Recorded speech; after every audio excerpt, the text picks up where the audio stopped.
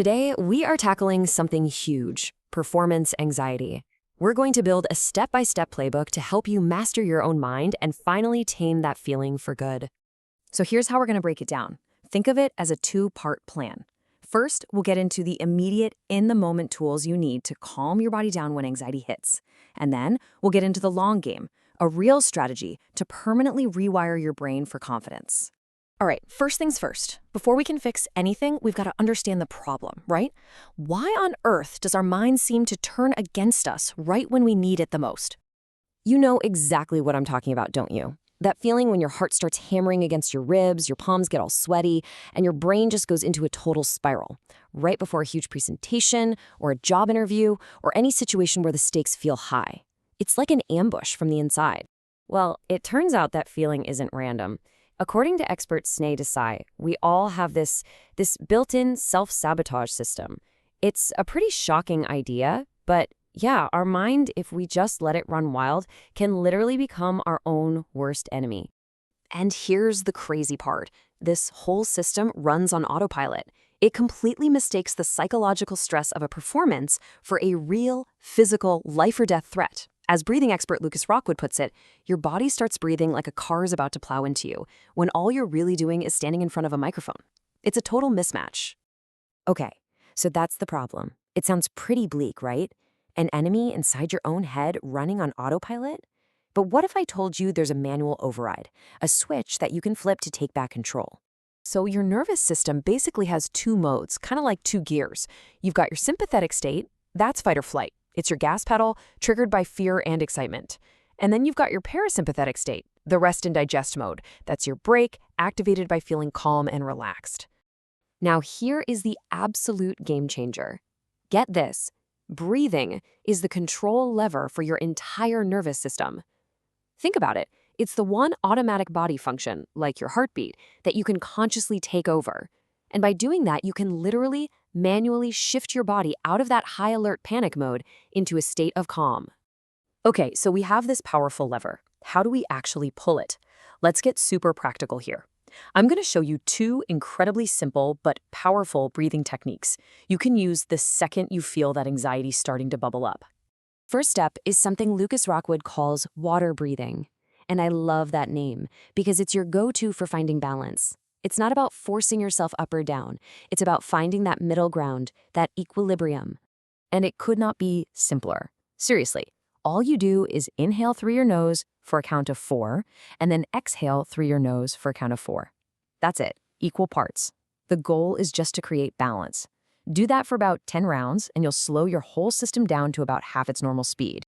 All right, but what if you need something with a little more kick? What if you're in a full-blown panic?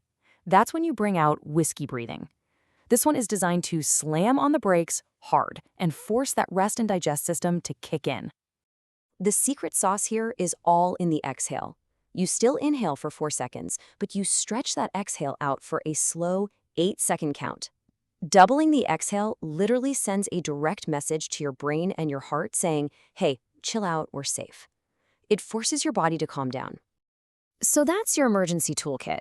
That's how you handle the fire when it's happening. But what about fire prevention? How do you stop the anxiety from even starting in the first place? This is where we shift from the body to the mind. We're talking about rewiring your brain for the long haul.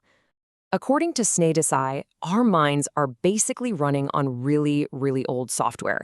It's driven by one simple, primal rule: move away from things that cause pain and move toward things that bring pleasure. Every single habit you have is based on this calculation. And this is the trap. This is why we get stuck. Your brain thinks avoiding that scary presentation is pleasure, because in that one tiny moment, you feel safe.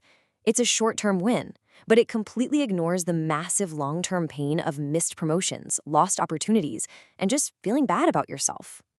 So if our wiring is faulty, how do we fix it? Well, we have to manually go in and rewire those connections. And luckily, there's a 3-step process to do just that.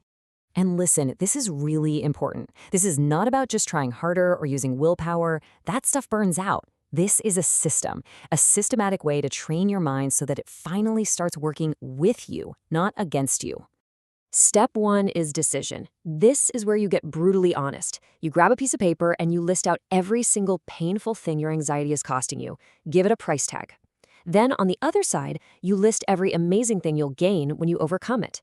The goal is to make the pain of staying the same feel way, way worse than the temporary pain of changing. Step 2 is commitment, but forget about giant, scary goals. We're talking about micro habits.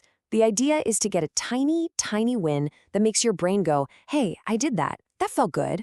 So you don't aim to give an hour-long speech. No way.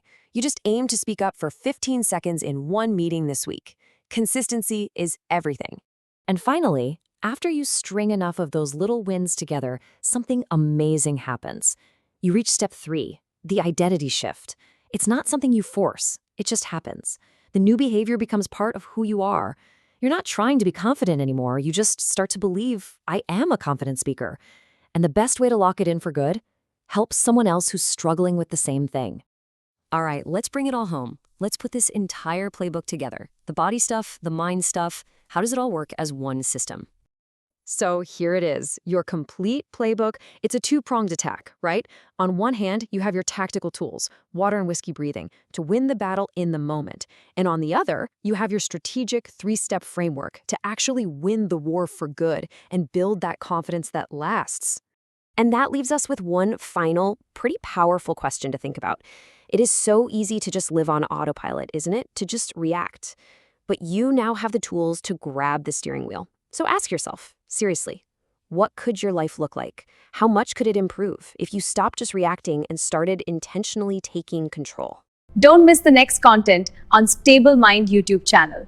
Support us to grow.